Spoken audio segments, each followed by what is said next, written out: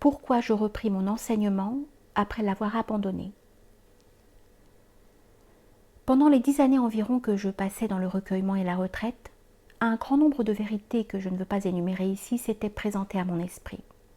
Ainsi, je reconnus avec évidence, soit par le transport extatique, soit par l'enchaînement d'épreuves, soit par la foi, que l'homme est composé d'un corps et d'un cœur. Par le mot cœur, j'entends cet esprit de vérité qui est le siège de la connaissance de Dieu, et non pas l'organe matériel, mélange de chair et de sang, qui lui est commun avec l'être privé de vie et avec les animaux. De même que le corps doit son maintien à la santé et sa destruction aux maladies, le cœur lui aussi est ou bien dans un état de santé et de bien-être, comme il est écrit, si ce n'est celui qui viendra à Dieu avec un cœur saint, d'après le verset coranique, ou bien cet autre verset, une maladie règne dans leur cœur. Il est en proie à un mal incurable dont le dénouement est la mort.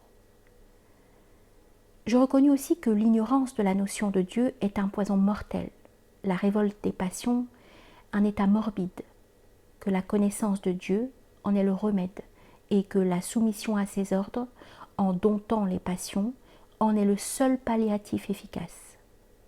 Enfin, que le cœur, aussi bien que le corps, ne peut se guérir et recouvrer la santé que par des remèdes. Or, les remèdes du corps n'y ramènent la santé que par des propriétés secrètes, qui, échappant à la sagacité des savants, ne sont connues que des médecins qui eux-mêmes les ont reçues des prophètes auxquels la vertu prophétique les a révélées. Je compris avec la même évidence que les remèdes du cœur, c'est-à-dire les pratiques de dévotion telles qu'elles ont été définies et limitées par les prophètes, ont une vertu secrète qui échappe aux efforts de la raison, qu'il faut par conséquent se soumettre aux prophètes à qui la vertu mystérieuse de ces remèdes s'est révélée, non par la raison, mais par la lumière prophétique. Les drogues pharmaceutiques se composent d'éléments qui diffèrent entre eux en qualité et en quantité, les uns ayant un poids double des autres, et ces différences constituent elles-mêmes un secret particulier. Pareillement, les pratiques de dévotion, qui sont la médecine des âmes, consistent en actes qui diffèrent entre eux en qualité et en quantité. Ainsi, la prosternation vaut 2 fois l'inclinaison du corps et la prière du matin n'est que la moitié de la prière de l'après-midi. Il y a donc dans la différence de ces prescriptions un mystère qui fait partie de cet ordre de choses qui sont révélées non par la raison mais par la lumière prophétique. Ceux qui veulent en comprendre la loi à l'aide de la raison, ceux qui croient qu'elle provienne non pas de la sagesse divine qui en a réglé ainsi l'efficacité mais d'un simple concours de circonstances, ceux-là font preuve de sottise et d'ignorance.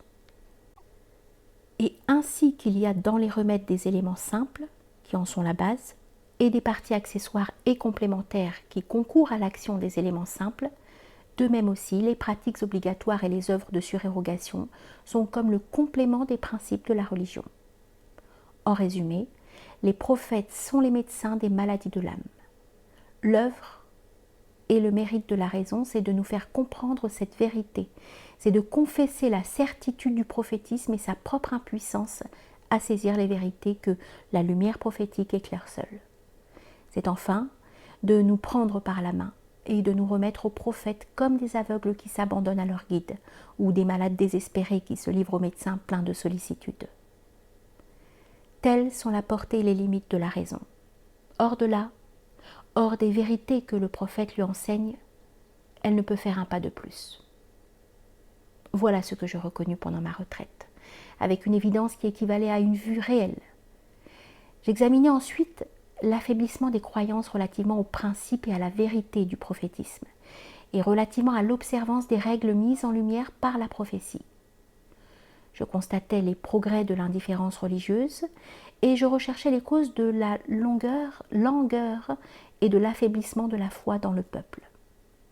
Je reconnus que ces causes sont au nombre de 4 et qu'elles proviennent, premièrement, de ceux qui s'adonnent à l'étude de la philosophie, deuxièmement, de ceux qui se vouent au soufisme, troisièmement, de ceux qui professent les dogmes des ta'lémites, quatrièmement, de ceux qui se donnent le titre de ulama ou docteur. Longtemps j'examinais les hommes en particulier, J'interrogeais ceux qui se relâchaient dans la pratique de la religion, je les questionnais sur leurs doutes et, sondant leurs croyances au fond de leur cœur, je leur parlais en ces termes. Pourquoi ce relâchement? Si vous croyez qu'il y a une vie future et si au lieu de vous y préparer, vous l'échangez contre les biens de ce monde, c'est de la démence? Vous qui ne donneriez pas 2 contre 1, comment pouvez-vous vendre ce qui est éternel pour des jours dont le nombre est compté? Si vous ne croyez pas, vous êtes infidèle. Appliquez-vous donc à la poursuite de la foi. Recherchez les causes de votre infidélité cachée de la témérité de votre conduite, quoique vous ne vous confessiez par votre incrédulité. Rendez du moins ainsi hommage à l'islam et à la loi religieuse. À ces objections, l'un répondait « Si l'observance des pratiques religieuses était obligatoire, elle le serait surtout pour les docteurs, les ulama. Or que voyons-nous chez les plus éminents d'entre eux? L'un ne fait pas la prière, l'autre boit du vin, celui-ci mange le produit des fondations pieuses, l'héritage des orphelins, celui-là dilapide le trésor public et commet toutes sortes d'iniquités, un autre enfin se laisse corrompre par des présents pour rendre un jugement ou pour entendre de faux témoins, et ainsi de suite. Un second, se donnant comme initié au soufisme, me répondait qu'il était parvenu dans cette doctrine au degré où la pratique n'était plus nécessaire. Un troisième me donnait d'autres prétextes qu'il tirait de la doctrine mensongère des Ibahat, secte qui s'est éloignée de celle des soufis. Un quatrième, qui avait fréquenté les ta'limites, me disait « La vérité est difficile à atteindre. La route qui y mène est semée d'obstacles. Les preuves rationnelles se contredisent et l'on ne peut que se rapporter aux spéculations des philosophes. Mais celui qui nous prêche la doctrine est un juge infaillible et qui n'a pas besoin de preuves. Comment quitterions-nous la vérité pour l'erreur? Un cinquième me disait « Ma conduite n'a pas pour règle l'autorité d'autrui. J'ai étudié la philosophie et je sais en quoi consiste le prophétisme. Sagesse et perfectionnement. Voilà tout le secret de sa doctrine. Le but des pratiques pieuses est de mettre un frein aux entraînements du vulgaire, de le détourner du meurtre et des querelles, de le soustraire à la fureur des passions. Mais moi, qui n'appartiens pas à cette foule ignorante, qu'ai-je à faire de ces obligations étroites? Je suis philosophe. C'est la science qui me guide. C'est elle qui, en m'éclairant, me dispense de toute soumission à l'autorité. Voilà en quoi consiste la foi de ceux qui étudient les doctrines des philosophes théistes ou métaphysiciens dans les ouvrages d'Avicenne et d'Abu Nasr Farabi, les 2 philosophes de cette secte qui portent le nom de musulmans. Il n'est pas rare de voir les hommes qui lisent le Coran, viennent à la mosquée et aux prières publiques et professent de bouche le plus grand respect pour la loi religieuse. Ces mêmes hommes, cependant, ne s'abstiennent ni de l'usage du vin, ni d'autres actions coupables et honteuses. Si on leur demande comment il se fait que, ne tenant pas la prophétie pour vraie, ils font cependant la prière, ils répondent que c'est pour s'imposer un exercice utile, pour respecter l'usage des villes et aussi pour sauvegarder leur fortune et leur famille. Mais pourquoi boire du vin? La prohibition du vin, répondent-ils, n'a d'autre but que de prévenir les querelles et les effets de la colère. Des savants tels que nous n'ont rien à craindre de pareils excès, et nous usons de ce breuvage parce qu'il réchauffe et aiguise l'imagination. C'est ainsi que, dans son testament, Avicenne prend devant Dieu plusieurs engagements, entre autres celui de respecter les statuts religieux, de ne boire du vin que par hygiène et non par esprit de débauche, etc. Voilà donc où aboutit la pureté de croyance et le respect religieux de cet homme. Faire une exception en faveur du vin à titre de breuvage salutaire. Telle est la foi de ces prétendus musulmans, et leur exemple en a égaré beaucoup d'autres, d'autant plus encouragés à suivre ces philosophes que leurs adversaires les attaquaient avec plus de faiblesse, révoquant en doute les mathématiques, la logique et d'autres sciences dont nous avons démontré déjà l'exactitude rigoureuse.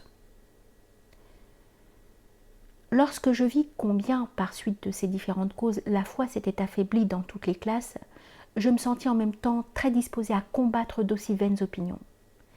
La connaissance que j'avais acquise de leur science et de leur méthode, je parle des soufis, des philosophes, des ta'limites et des docteurs les plus célèbres, me rendait l'accomplissement de cette tâche aussi facile que de boire un verre d'eau.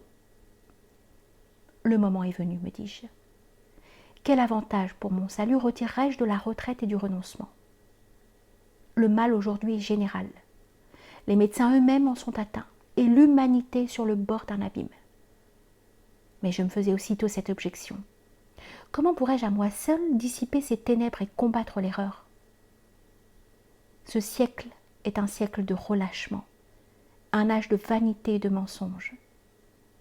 À peine cherchais-je à ramener les hommes dans la bonne voie que je les verrais tous se tourner contre moi. Comment leur résister et soutenir la lutte? Cela ne sera possible que par un concours de circonstances propices et avec l'aide d'un souverain zélé pour la religion. Faisant donc avec Dieu une sorte de compromis, je persistais dans mes idées de retraite, sous prétexte que j'étais incapable de démontrer victorieusement la vérité. Mais Dieu en décida autrement. Le souverain d'alors, mu par une impulsion intime, indépendante de toute influence extérieure, me donna l'ordre express de revenir à Nishapur, afin de combattre l'affaiblissement des croyances.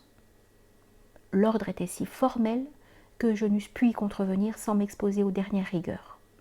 D'ailleurs, je me disais à moi-même, les grands obstacles viennent de tomber.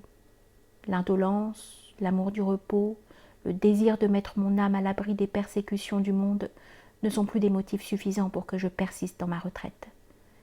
Ce n'est pas déchoir que d'exposer aux persécutions de la foule. Dieu l'a dit, ouvrez les guillemets. Les hommes pensent-ils qu'on les laissera en repos pourvu qu'ils disent « nous croyons » et qu'on ne les mettra pas à l'épreuve? Nous avons mis à l'épreuve ceux qui les ont précédés. Fermez les guillemets. Et ailleurs, s'adressant à son apôtre, la plus glorieuse de ses créatures, Dieu ajoute, ouvrez les guillemets, « Avant toi, des apôtres ont été traités de menteurs. Ils ont à supporter courageusement les accusations et les persécutions jusqu'au moment où nous leur donnâmes notre appui, car les promesses de Dieu sont immuables. Et en outre, tu connais l'histoire des apôtres. » Fermez les guillemets. Il a dit aussi, ouvrez les guillemets, par les lettres Yasin, par le Coran sage, etc., jusqu'au verset prêche plutôt ceux qui suivent le Coran.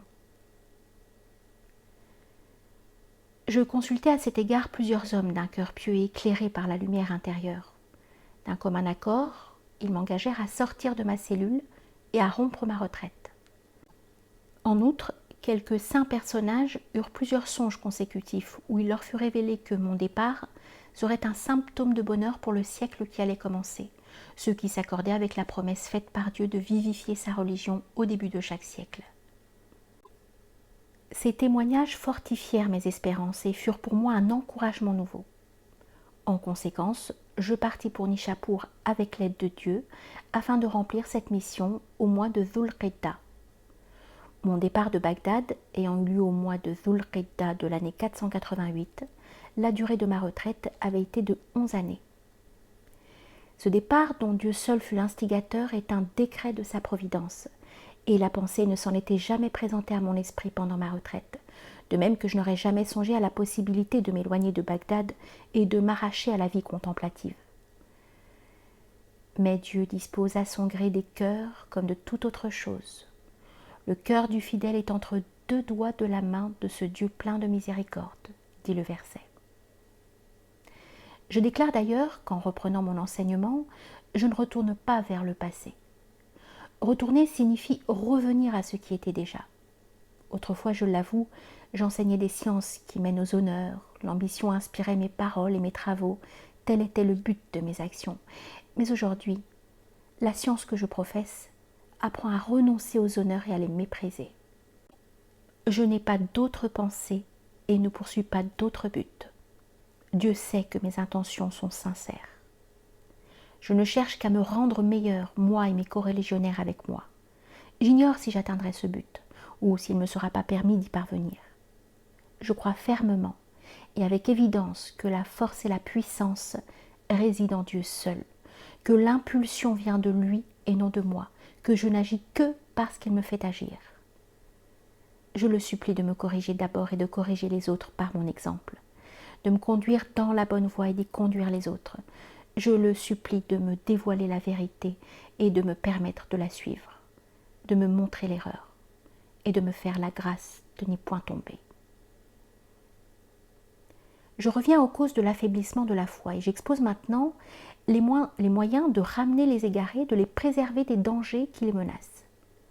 À ceux qui doutent parce qu'ils sont imbus des doctrines des Ta'limites, notre traité La Balance Juste offre une solution suffisante. Nous n'avons donc pas à y revenir ici. Quant aux vaines théories du système des Ibahat, nous les avons groupées en 7 classes et les avons élucidées dans l'ouvrage intitulé Alchimie du bonheur.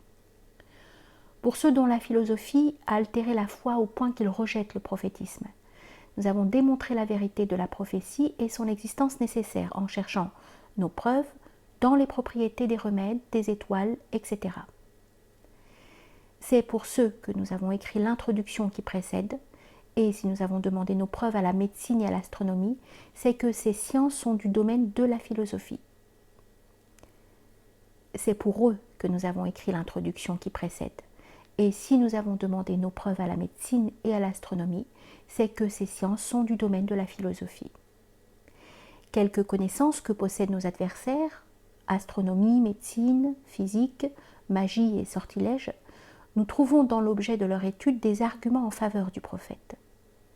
Quant à celui qui, professant des lèvres la foi au prophète, place les statuts religieux sur la même ligne que la philosophie, celui-là nie en réalité la prophétie, puisque pour lui, le prophète n'est qu'un sage, qu'une destinée supérieure, établie comme guide des hommes. Or, tel n'est pas le caractère véritable du prophétisme. Croire au prophète, c'est admettre qu'il y a au-dessus de l'intelligence une sphère où se révèlent à la vue intérieure des vérités que l'intelligence ne peut comprendre. Pas plus que l'ouïe ne peut percevoir les choses visibles et que les sens ne peuvent aboutir aux notions intellectuelles. Si notre adversaire nie l'existence de cette sphère supérieure, nous pouvons lui en démontrer non seulement la possibilité, mais l'existence réelle. Si au contraire il l'admet, il reconnaît du même coup qu'il y a dans cette sphère des choses, c'est-à-dire des propriétés, que l'œil de la raison ne peut embrasser. Que dis-je? Que la raison rejette comme fausses et absurdes. Prenons un exemple. 1/6 d'once d'opium est un poison mortel parce que le froid qui est la propriété de cette substance glace le sang dans les artères. Or, le physicien soutient que les substances réfrigérantes doivent cette propriété aux 2 éléments froids par excellence qui dominent en elles, c'est-à-dire à l'eau et à la terre.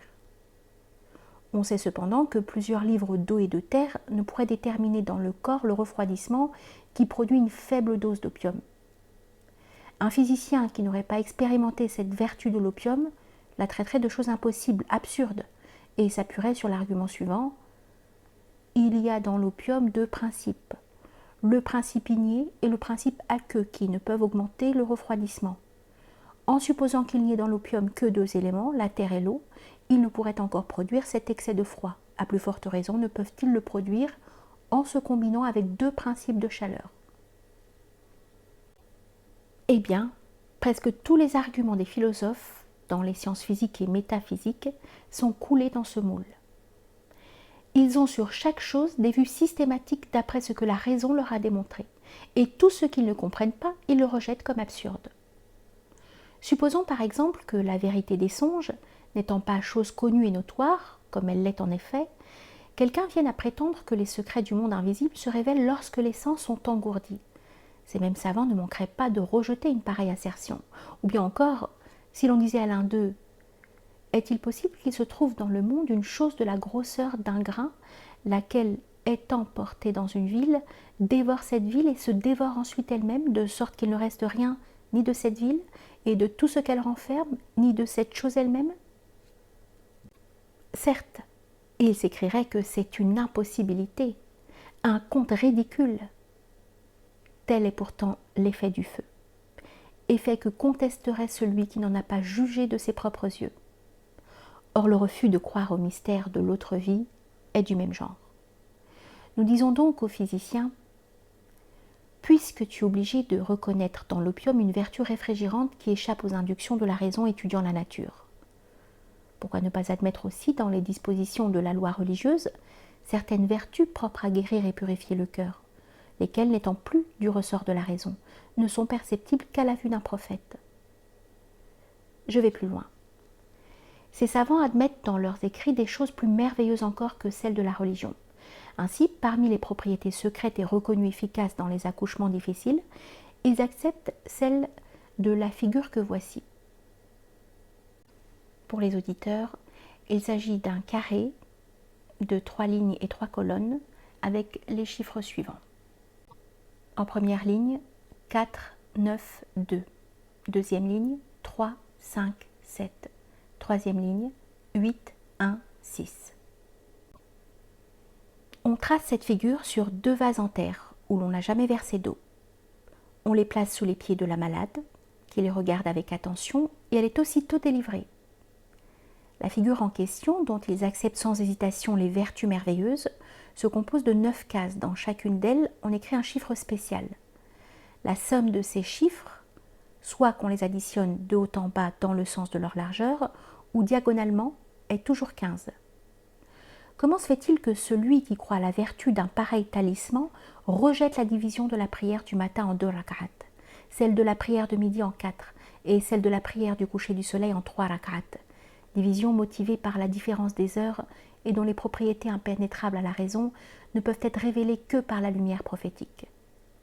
Chose étrange, cette différence d'heures, notre adversaire l'admet sans difficulté dès qu'il s'agit d'expressions astrologiques. Par exemple, dans la question suivante, est-ce qu'un thème judiciaire ne varie pas selon que le soleil est au méridien, à l'orient ou à l'occident? N'est-ce pas sur la hauteur différente du soleil que les astrologues, dans leurs pronostics, règlent les variations du significateur et celles de la durée de la vie et des destinées? Y a-t-il pourtant une différence entre le midi et le moment où le soleil commence à décliner? Entre le coucher du soleil et son passage dans les régions occidentales? Non, certainement. Et pour l'admettre, il faut s'en rapporter aux assertions d'un astrologue dont on a constaté maintes fois les erreurs. Mais la confiance de notre incrédule ne se dément pas. Que l'astrologue lui dise par exemple « Si le soleil est en méridien, telle étoile au nadir et l'horoscope dans telle mention, tu revêtes un vêtement neuf, tu périras dans ce vêtement. » Assurément, il se gardera bien de mettre ce vêtement à l'heure indiquée, dût-il souffrir des intempéries de la saison.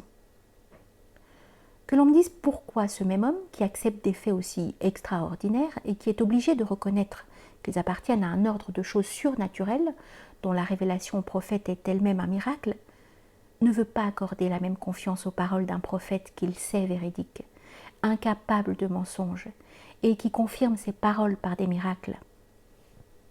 Pourquoi n'admet-il pas les mêmes propriétés dans le nombre des prosternations, dans la cérémonie de la lapidation, dans les différents rites du pèlerinage et d'autres pratiques de dévotion?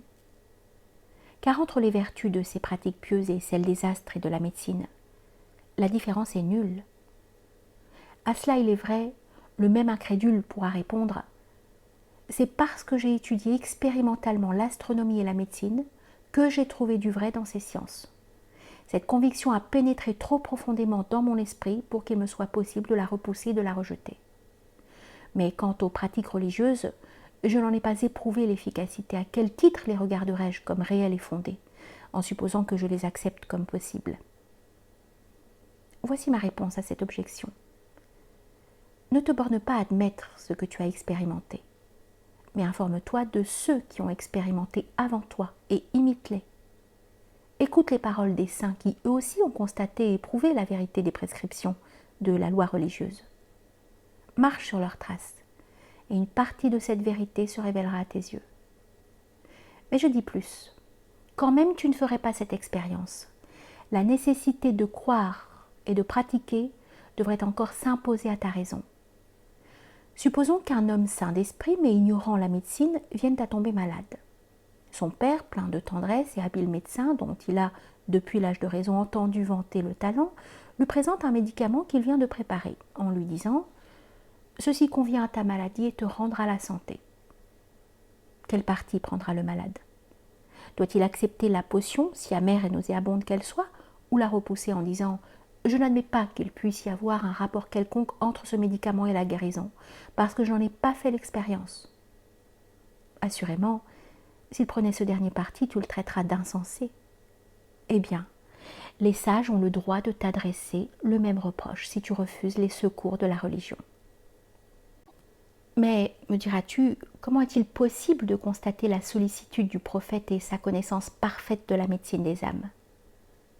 Je réponds, à quoi reconnais-tu la sollicitude de ton Père? Ce n'est pas une chose qui tombe sous les sens. Tu acquiers cependant sur ce point une certitude solide et à l'abri du doute en combinant différentes circonstances accessoires, divers actes de sa vie qui te servent comme de témoins. De même, celui qui réfléchit aux paroles du prophète, aux traditions authentiques qui attestent son zèle à diriger l'humanité, la tendresse avec laquelle il employait toutes sortes de moyens bienveillants pour améliorer leur cœur, pacifier leurs différends, en un mot pour travailler à leur salut, dans ce monde et dans l'autre, celui-là, dis-je, sera convaincu aussi fortement que la sollicitude du prophète pour son peuple était plus grande que celle d'un père à l'égard de son fils.